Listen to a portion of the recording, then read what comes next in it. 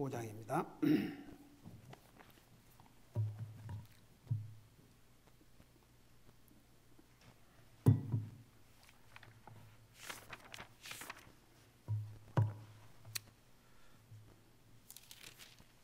(12절부터)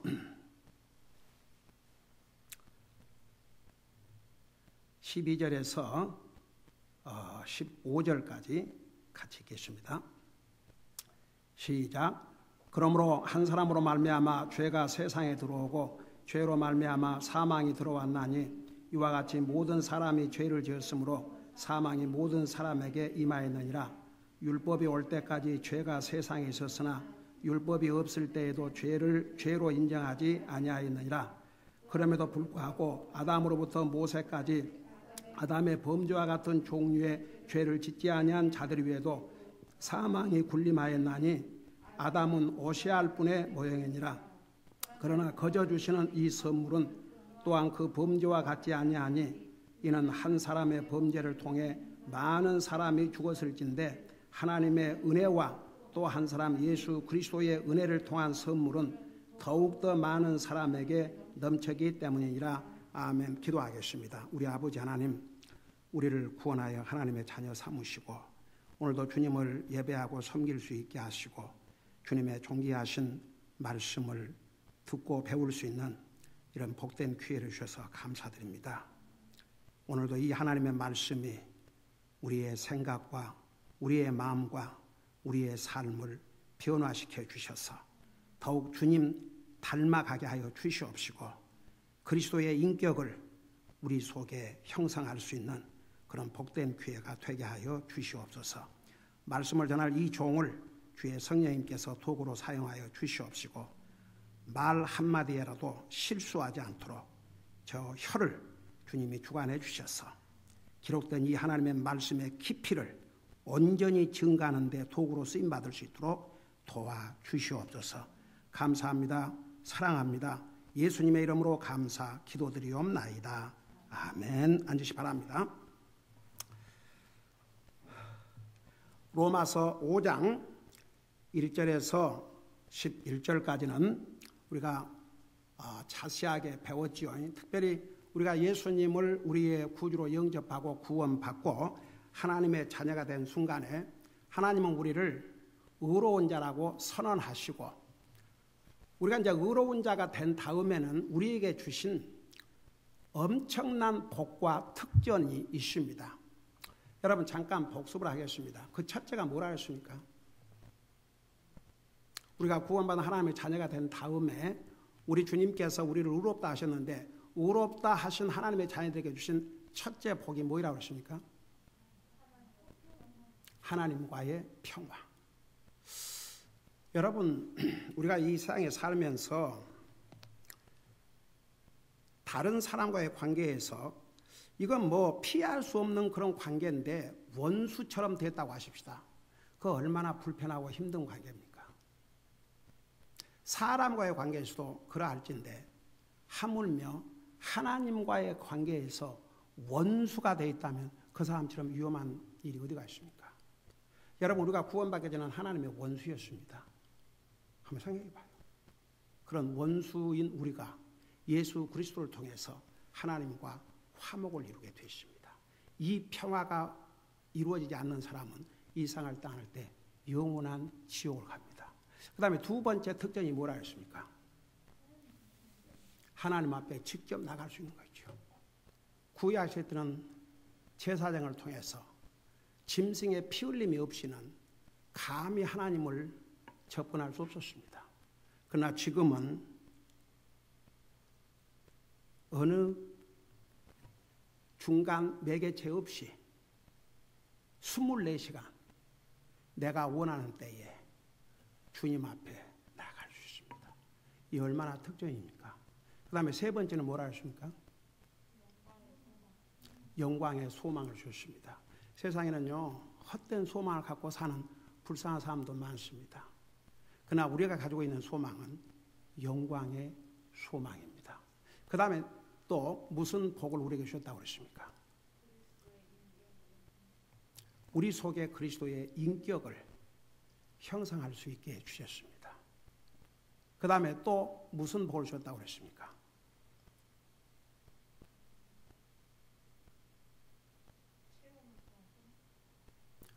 자, 거기 그리스도의 인격 속에 다 있고 하나님의 그 사랑을 우리 속에 아주 활짝 부으셨다고 그랬습니다.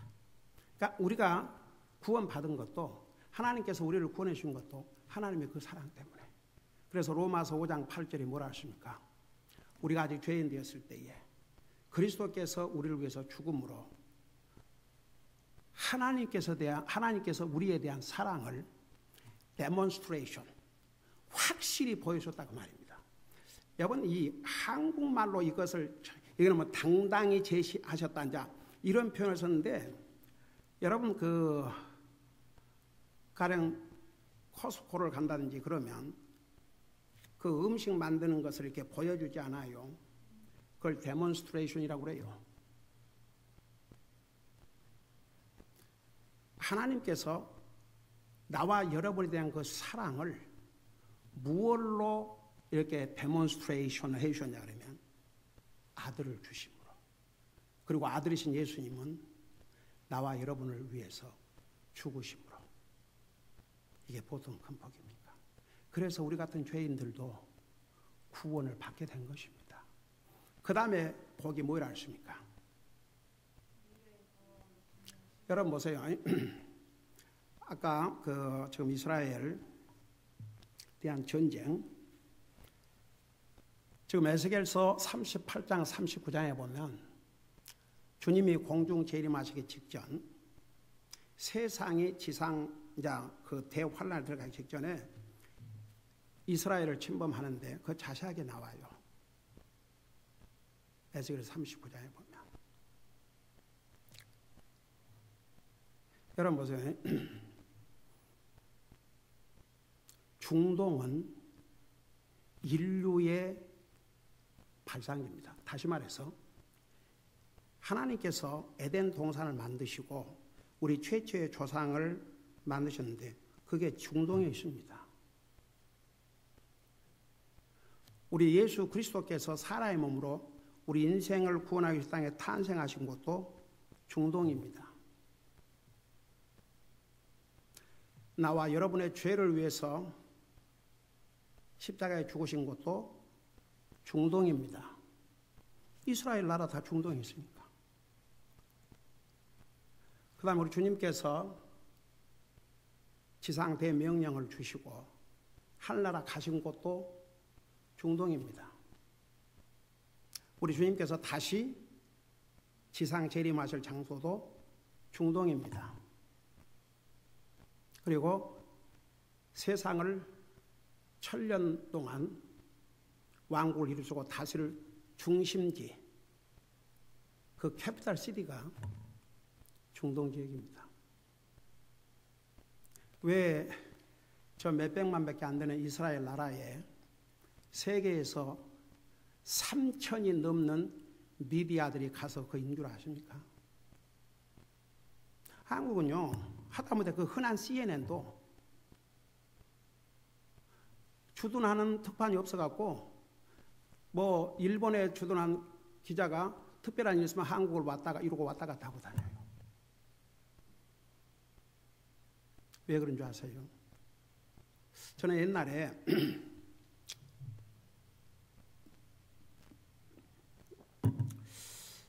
제가 이제 아직 구원 받기 전에 복음도 정확히 알기 전에 그때도 저는 성경을 읽었거든요. 근데 신기한 부분이 그 요한계시록 1장에 보면 우리 주님께서 오실 때 각인의 눈이 본다고 했어요. 예수님을. 근데 그게 가능할까? 어떻게 각인의 눈이 예수님이 지상 재림하신 것을 볼 수 있을까? 그게 참 큰 질문이었거든요. 그런데 저는 근본적으로 하나님의 말씀을 의심하는 그런 사람은 아니었기 때문에 하여간 뭐 하나님께서 무슨 신기한 방법이 있으시겠지. 근데 지금은 이해하기 조금 더 어렵지 않습니다. 우리 주님이 지상 재림하실 때 하늘나라 올라가시는 그 모습을 그 천사들이 뭐라 하냐면 너희가 본 이 예수님은 너희가 본 그대로 다시 오시라고 했어요.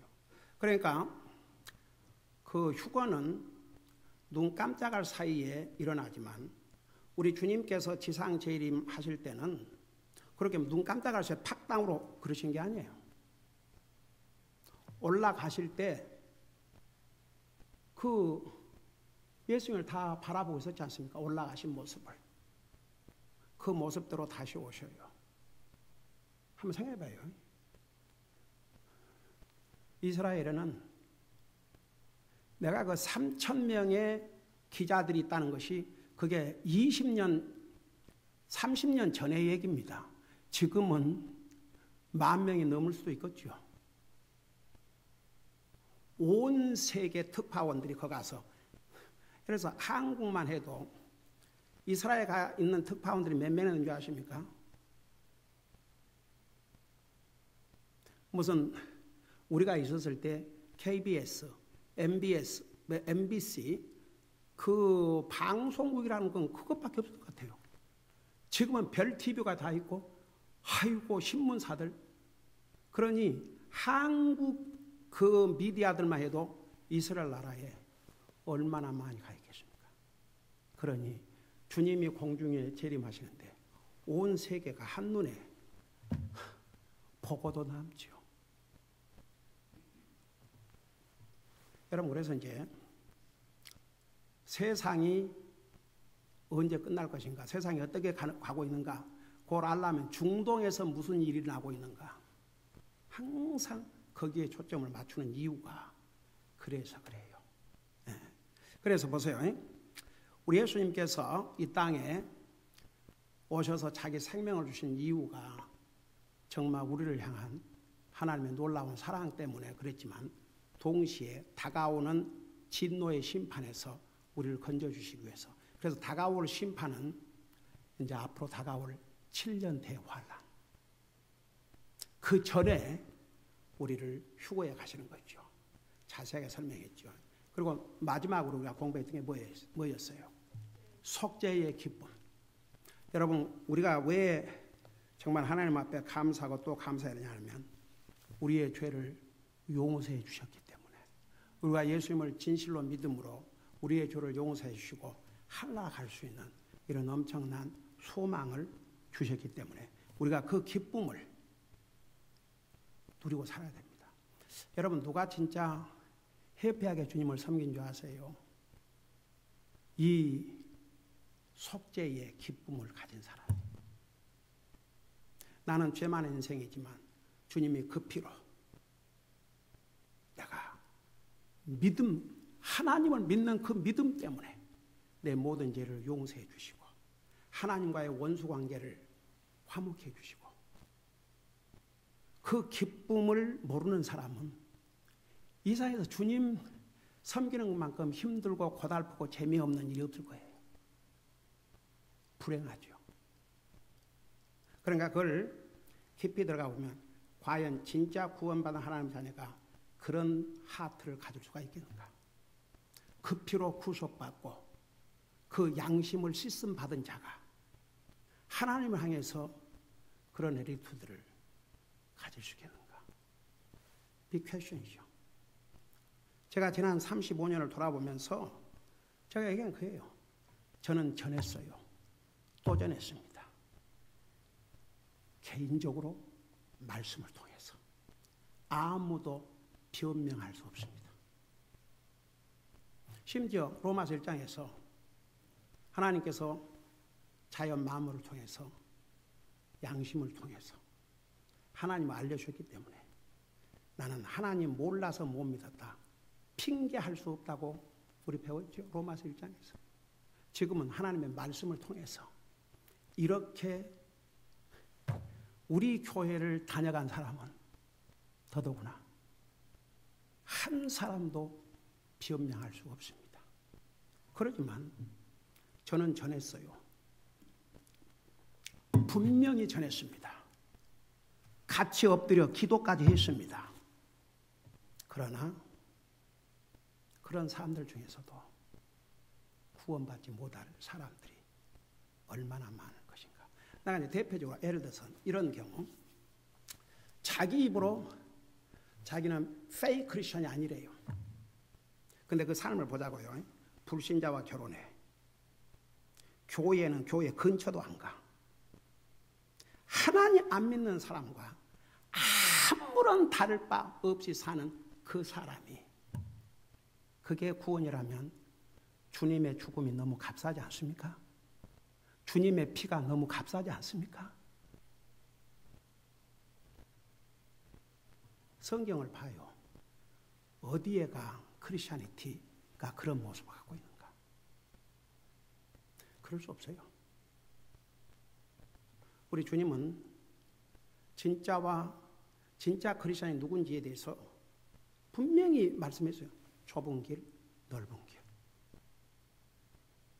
넓은 길은 자기 마음대로 살고 싶은 거죠. 좁은 길은 아니에요. 주님의 뜻을 따라가는 거죠. 그러니까 보세요.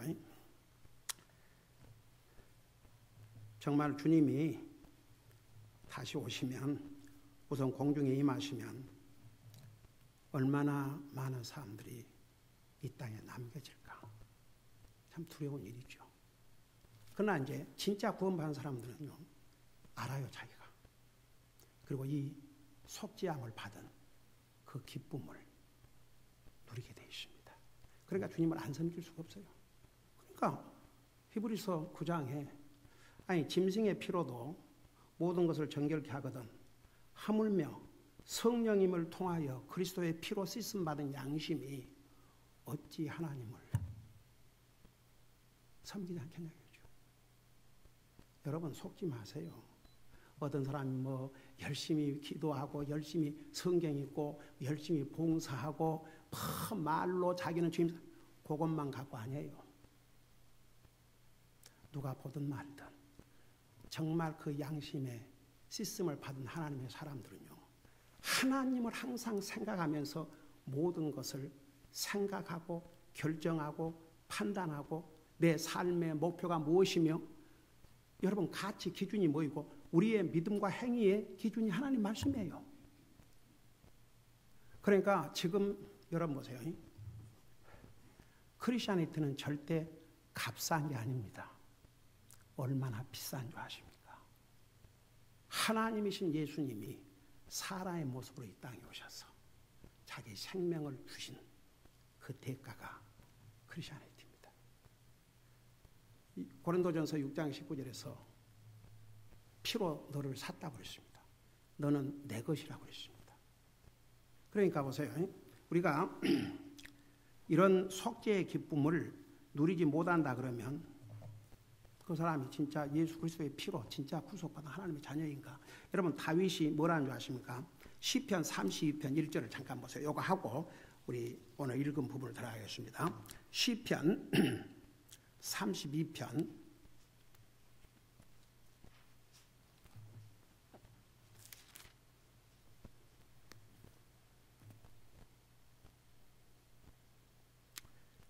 거기 보면 자기 범죄를 용서받고 자기 죄가 가려진 자는 복이 있도다. 그 다음에 5절 보세요. 내가 주께 내 죄를 시인하고 내 불법을 숨기지 아니하며 또 이르기를 내 범죄들을 주께 자백하라 하였더니 주께서 내 죄의 불법을 용서하셨나이다. 셀라. 여러분 보세요. 진짜 자기 죄를 진실로 고백한 사람은요, 주님 용서를 체험해요. 근데 진짜 회개하지 않는 사람은요, 그 하나님의 용서의 깊이를 절대 체험할 수 없습니다. 왜? 거짓이니까. 진짜 고친 게 아니니까. 여러분 갈라디아 6장에 하나님 속이지 말라고 했어요. 여러분 하나님 앞에는 모든 면에서 진실해야 됩니다. 그러니까 내 옛날에 한동안 그랬어요.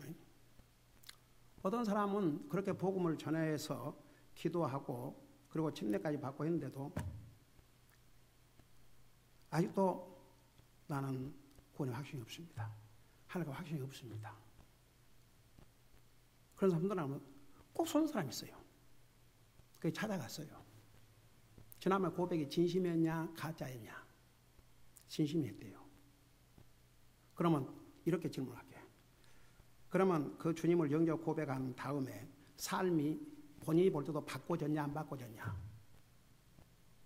글쎄, 그건 별로 잘 모르겠네요. 이전과 이후가 똑같냐 안 같냐? 글쎄요, 그러면 진짜 회개 안 하십니다. 다시 회개하세요. 회개가 뭔지 아십니까? 생각을 바꾸는 것입니다. 180도 바꿔야 됩니다. 그래서 다시 기도하고 그런 사람도 있어요. 또 그렇게 기도하고 나서 진짜 달라진 경우도 봤어요. 그러니까 보세요. 여러분 여기에 자기의 죄를 자백하고, 그러니까 다윗은 자기의 잘못을 진실로 뉘우치고 고백했습니다. 형식이 아니었습니다. 그러니까 그 용서의 기쁨도 그는 체험할 수가 있었던 거죠.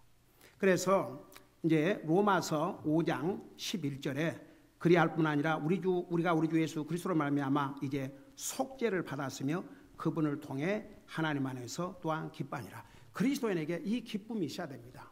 그래야 정말 기쁨으로 주님을 섬기는 것이 해피하고 주님을 위해서 하는 것이 즐거움이 되게 되어 있습니다. 여러분 우리가 우리의 죄를 용서받을 만큼 큰 복이 어디가 있습니까? 만일 우리를 용서받지 못했다면 이제 죽어서 지옥 가는 것이죠. 그리고 이제 5장 12절에서 마지막 절까지는 도대체 왜 하나님께서 예수님을 우리가 믿는다고 해서 우리를 의롭다고 하셨는가? 분명히 로마서 1장부터 지금까지 쭉 보면 우리는 죄인들이에요. 로마서 3장 10절에서 보면 의인은 없나니 하나도 없다고 그랬습니다. 로마 3장 23절 모든 사람이 죄를 범하였음에 하나님의 영광이 이르지 못했다고 그랬습니다. 하여간 1장부터 계속해서 우리는 정말 죄인들이고 죽어 마땅할 죄인이고 그런 죄인들이에요. 근데 우리 같은 죄인들이 어떻게 예수님을 믿음으로 하나님께서 우리를 의롭다고 하셨는가? 과연 이것이 가능한 일인가? 왜 가능하다면 왜 가능한 일인가? 그 다음에 어떤 면에서는 아담 한 사람이 죄를 범했는데 왜 그 죄값을 우리도 받아야 되는가? 이런 질문들 다 답을 하고 있습니다. 자, 그걸 머리에 두시고, 그래서 이제 12절부터 21절까지는 왜 도대체 하나님께서 무엇 때문에 우리가 예수님을 믿고 구원받다고 해서 우리를 의로운 자라고까지 하나님께서 선언하셨는가? 그 이유가 뭐인가? 그 근거가 뭐인가? 그 베이시스가 뭐인가? 그런 것을 여기에 다 답을 하고 있습니다. 자, 우선 12절에 보면 이렇게 시작을 하고 있어요. 그러므로 한 사람으로 말미암아 죄가 세상에 들어오고 죄로 말미암아 사망이 들어왔나니 이와 같이 모든 사람이 죄를 지었으므로 사망이 모든 사람에게 많이니라. 자, 이걸 한 절 한 절 공부하기 전에 우선 제가 조금 전에 얘기했죠. 아니, 우리가 이제 예수님을 믿으면 구원받는다. 그건 오버올 전체적으로 이해가 되지만 그 예수님이 나를 위해서 죽으시고 그 예수님을 믿으면 내 죄가 용서를 받는다는 것이 과연 가능한 것인가? 그 다음에 이제 쭉 내려가서 보면 조금 전에도 얘기했지만은 한 사람 아담이 죄를 범했는데 왜 인류 모두가 그 죄값을 치러야 되는가? 이제 이런 질문에 대해서 그러니까 보세요. 하나님을 안 믿으려고 작정한 사람들은요, 믿음으로 성경을 읽는 게 아니고, 그래서 옛날에 참 내가 지난번에 얘기했던 그 시간 늦게 예배에 참여했다가 정말, 왜냐하면 그때는 이제 그분은 한국에서 우리와 같은 계통의 교회에서 믿음 생활을 오래 한 분이고 또 그렇게 처음에 우리 교회를 왔을 때 소개를 했던 믿음의 본이 돼야 될 분이 그랬기 때문에 내가 이제 그렇게 절망하게 되는데, 그래도 이제 그렇게 책망을 잘 받아들이고 그러면서 이제 개인적인 교제를 하면서 자기가 그 살아온 겪어온 그런 얘기를 하면서, 목사님 자기가 전도를 많이 해봤대요. 근데 불신자는요 성경도 읽으면 안 되겠다는 걸 생각을 했답니다. 그러면서 그 이유가 뭐냐면 성경을 하나님 말씀을 믿음으로 읽지 않으면 시작부터 이 성경을 가지고 트집을 잡으려고 한 사람이 성경 읽으면 그 사람은 절대 구원받지 못합니다. 그게 제 경험입니다. 그럼 하는 얘기가 하나부터 열까지, 이건 그 성경을 읽는 그 동기부터가 따지기 위해서, 심지어 어떤 사람은 내가 그런 얘기 들었어요. 아가서 송 오브 솔로몬을 외설 잡지와 같다고, 그럴 망발을 그 진짜 부동아리. 여러분 성경에 뭐라는 줄 아십니까? 누구든지 아이들 워드 함부로 하는 그 말도 심판받으라 했습니다. 근데 감히 하나님의 말씀을 향해서, 그 송 오브 솔로몬은 그게 무슨 픽처를 그린 것이냐 그러면 예수님과 그의 신부인 교회와의 관계를 마치 남자와 사랑하는 여자와의 관계로 묘사한 시적인 하나님의 말씀이에요. 거기 보면 여자에 대한 묘사를 많이 했어요. 여자의 가슴에 대해서 젖꼭지 이런 표현이 나오고, 그게 얼마나 주님이 교회를 사랑하시고 신부를 사랑하시고 그런 것을 이렇게 아름답게 표현한 것인데 그것을 외설이라고.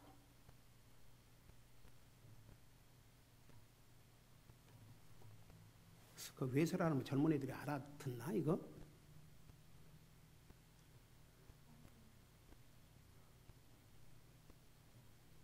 그러니까 남녀간에, 그러니까 무슨 그 알 매가지 같이 이런 식으로 기가 막혀서. 그래서 그 형제님이 안 믿을 인간은 아무리 해봐도 안 되고 성경도 읽으면 안 된다는 것을, 믿음으로 읽어야 구원에 이르지 처음부터 그런 자세로 하면 절대 안 된다는 거.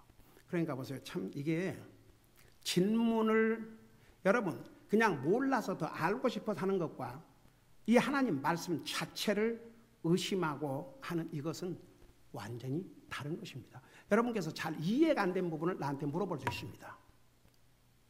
그러나 말씀 자체의 퀘션을 가지면 이미 사탄이 그 생각을 탁 잡은 거죠. 그래서 우리가 믿음으로, 여러분 히브리서 우리 공부하면서 하나님 말씀을 믿음으로 받아들이지 아니하면 너에게 유익이 안 된다고 했어요.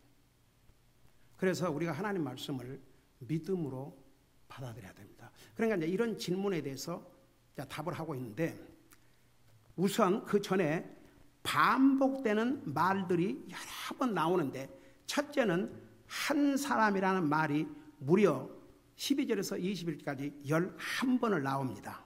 11번을. 한 사람 한 사람. 보세요. 12절에 한 사람. 그 다음에 15절에 한 사람. 16절에 한 사람 한 사람. 17절에 한 사람 한 사람 한 사람. 그 다음에 18절에 한 사람. 또 한 사람. 19절에 한 사람. 또 한 사람. 11번을 나옵니다. 한 사람을 굉장히 강조하고 있다 얘기입니다. 한 사람의 역할, 한 사람의 영향, 한 사람의 책임이 얼마나 크고 엄청난 영향을 미친다는 것. 한 사람. 그 다음에 두 번째는 굴림. 굴림이 뭐냐면 reign, 다스린다 그런 뜻입니다. 그 다스린다는 말이 무려 5번을 반복해서 나옵니다. 보세요.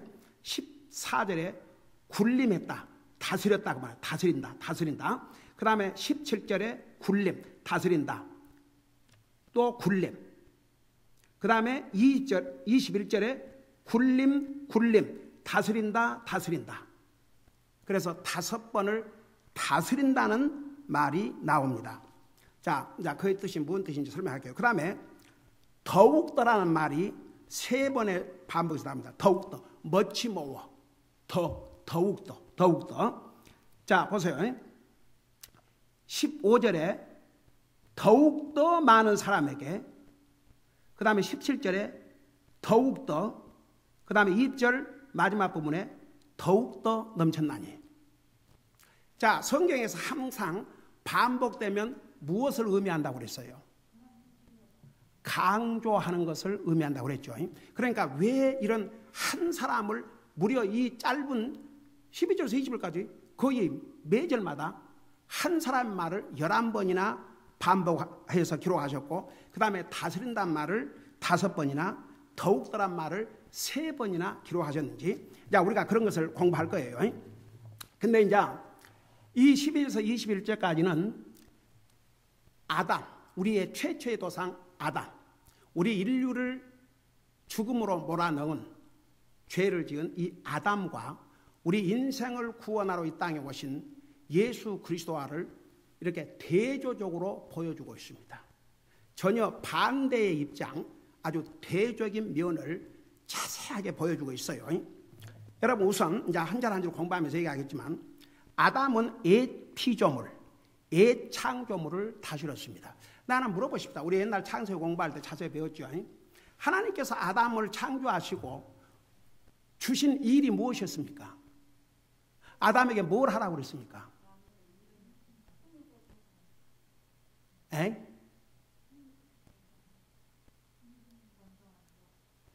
뭐라고?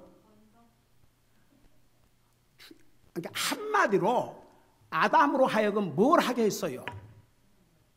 그렇지요, 그렇지. 그러니까 성경을 1년에 6번 읽은 자매님은 잘 아시죠. 생각해봐요. 하나님께서 지은 다른 모든 만물들을 아담으로 하여금 다스리게 하셨습니다. 여러분, 창세기 1장 26절 보세요. 창세기 1장 26절.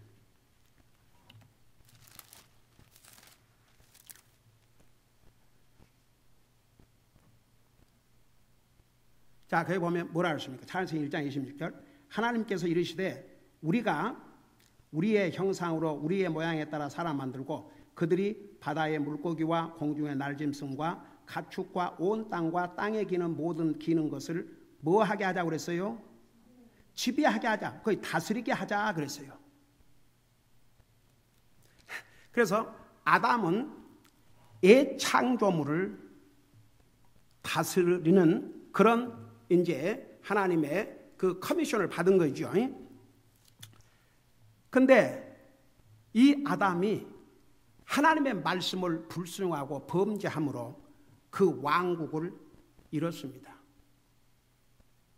하나님께서 처음에 창조하신 모든 만물, 그게 엄청난 왕국입니다. 한번 생각해 봐요. 그 왕국을 다스렸는데 그 왕국을 잃어버렸습니다. 결국은 아담의 죄로 말미암아 모든 인류는 유죄 판결을 받았습니다. 다시 말하면 다 죄인이라는 선고를 받게 됐다, 그런 뜻입니다. 그래서 결국은 아담과 그의 아내, 그 가족도 죽었고 그 후에 오는 모든 인류가 죽음을 맞이하게 됐습니다. 여러분, 창세기 5장에 보면 이제 아담이 죽었고 그 다음에 누가 죽고 계속 나와요. 죽음의 역사가. 옛날에 초창기에 어느 자매가 이제 주님을 영접하고 구원받고 침례에 순종하고 내가 매일 성경을 몇 장씩 읽으라 그랬더니 그대로 이제 성경을 읽어가는 거예요. 그러면서 전화가 와요. 뭔 질문이 있으면 그건 아무리 해도 목사님 이해가 안 됩니다. 그럼 내가 또 자세하게 친절하게 설명을 해주고, 근데 자기가 이제 나중에 간증 시간에 창세기 5장을 읽으면서 5장에는 전부 죽는단 말만 나오는데 아담의 죄로 말미암아, 그러니까 아담과 같은 똑같은 죄를 안 지었던 그 뒤에 오는 사람들도 결국은 다 죽었더구만요. 아담처럼 그러고 있어요. 맞습니다, 자매님. 그들이 죽었다는 그 사실이 아담과 똑같은 죄를 짓지 않아도 아담의 죄의 영향을 그들이 받았다는 것이 그들의 죽음을 통해서 증명이 된 거죠. 여러분, 하나님 말씀을 깊이 읽으면요, 질문도 생겨요. 그 질문은 무슨 의심해서 그런 게 아니고 더 깊이 알고자 하는, 그리고 깨달음을 또 갖게 되고. 그래서 여러분, 왜 주님이 하나님은 모든 사람의 구원을 받고 진리를 아는 데 이르기를 원하신다. 여러분, 구원받은 하나님의 자녀는요, 이 말씀을 알고자 하게 돼 있어요. 깊이 알고자 합니다. 그 마음이 없으면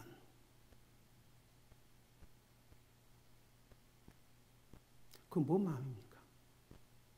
한번 생각해 봐요. 자식이 태어났는데 우유도 먹고 싶지 않고 밥도 먹고 싶지 않고 그러면 비실비실 할 수밖에 없죠. 그러다 죽어요. 여러분, 우리 주님이 마태복음 4장 봐요. 사람이 빵으로만 사는 것이 아니라고 했어요.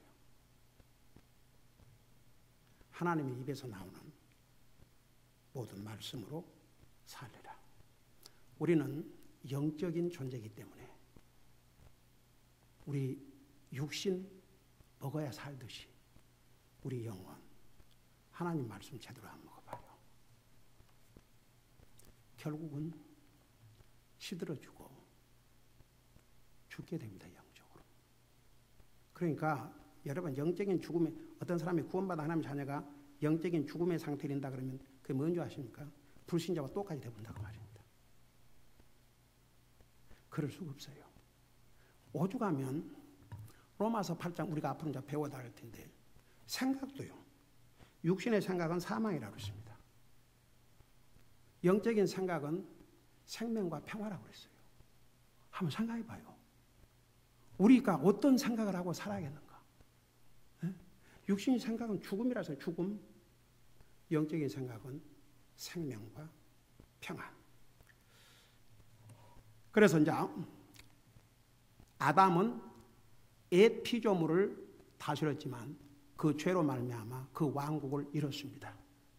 그리고 그 후에 오는 모든 인류를 유죄 판결을 받고 죽음 아래 놓이게 했어요. 그런데 이제 그러니까 이따 다시 돌아올 거예요. 이제 우리 그 한 절 한 절 공부할 때. 그러나 그리스도께서는 새로운 피조물을 다스리시는 왕으로 오셨고 십자가 위에서 그분의 순종은 오르심과 의롭게 하심을 가져가게 만들었습니다. 아주 대조적이죠. 우리 주님은 여러분 고린도후서 5장 17절에 뭐라 하십니까? 우리는 예수 그리스도 안에서 새로운 피조물이라. 그래서 우리 예수님께서는 새로운 피조물을 이제 다스리셔요. 여러분, 나와 여러분을 다스리는 자가 다스리는 분이 누구세요? 예수님이세요. 여러분, 매일 삶 속에서 그 주님의 다스림을 받고 사세요? 아니면 여러분이 왕이 돼갖고 살아요? 누가 여러분의 왕이에요? 내가 얘기했죠, 옛날에. 주님의 나라가 임하시며 나를 다스림. 내가 그분의 다스림을 받고 살아야. 그러니까 새로운 피조물은 주님의 지배 아래 있어야 됩니다. 주님의 다스림을 받고 살아야 됩니다. 만일에 주님의 다스림을 받지 않는다면 누구예요? 뭔 피조물이에요? 자기 멋대로 산다 그러면 자기가 왕이지 무슨 주님이 왕입니까? 그런데 예수 그리스도께서는 새로운 피조물을 이제 다스리십니다. 또 한 가지 하고 마칠게요. 여러분, 그 아담이 죄를 지었다고 그러는데 죄는 하나님의 율법을 어기는 게 죄 아니에요? 그래요, 안 그래요? 근데 아담이 죄를 범했을 때 율법이 있었어요, 없었어요? 율법이 언제 있었어요? 모세, 그러니까 인류 창조 후 오랜 세월이 지난 다음에 율법이 주어졌어요. 그러니까 율법이 없었을 때 아담이 죄를 져갖고 죽음에 이르게 했어요. 그 죄가 뭐였어요? 불순종. 그러니까 하나님의 말씀을 불순종하는 것은 우리 인생을 죽음으로 몰아가는 큰 죄입니다. 그러니까 율법이 오기 전에 아담이 불순종으로 자기만 망한 것이 아니고 인류를 망하게 만들었어요. 근데 그 대의적으로 우리 예수님 어떤 일을 하셨어요? 하나님께 어떻게 하셨어요? 아버지 하나님께 죽기까지 순종을 하셨습니다. 우리 인류 구원을 위해서 자기 생명을 주실 정도로 죽기까지 복종했다고 그랬어요. 그게 빌립보서 2장에 자기를 종의 형체로 낮추시고 죽기까지 순종했다고 그랬습니다. 그러니까 보세요. 아담과 그리스도는 완전히 대조적입니다. 그래서 이제 나중에 이걸 먼저 설명한 다음에 한 절 한 절을 해야 여러분이 더 자세하게 쉽게 이해할 수 있으니까 서론적으로 얘기를 하는 것입니다. 자, 여기까지 하고 마치십시다. 우리 아버지 하나님, 이 로마서를 통해서 정말 우리 주님이 우리 같은 죄인들을 왜 구속하셨고 도대체 우리를 의롭게 하신 그 근거가 무엇인지 이 하나님의 진리의 말씀을 깊이 우리가 공부할 수 있는 이런 은혜를 주셔서 감사드립니다. 우리가 하나님의 말씀을 깨달은 자만 되지 말게 하시고 우리가 깨달은 이 하나님의 말씀에 순종함으로 우리가 계속 그리스도의 인격을 형성해 나가고 주님이 우리를 구원하시고 이 땅에 살려주신 그 아버지의 귀한 뜻을 이루어드리는 우리 한 사람 한 사람들이 되게 하여 주시옵소서. 감사합니다. 사랑합니다. 예수님의 이름으로 감사 기도드리옵나이다. 아멘.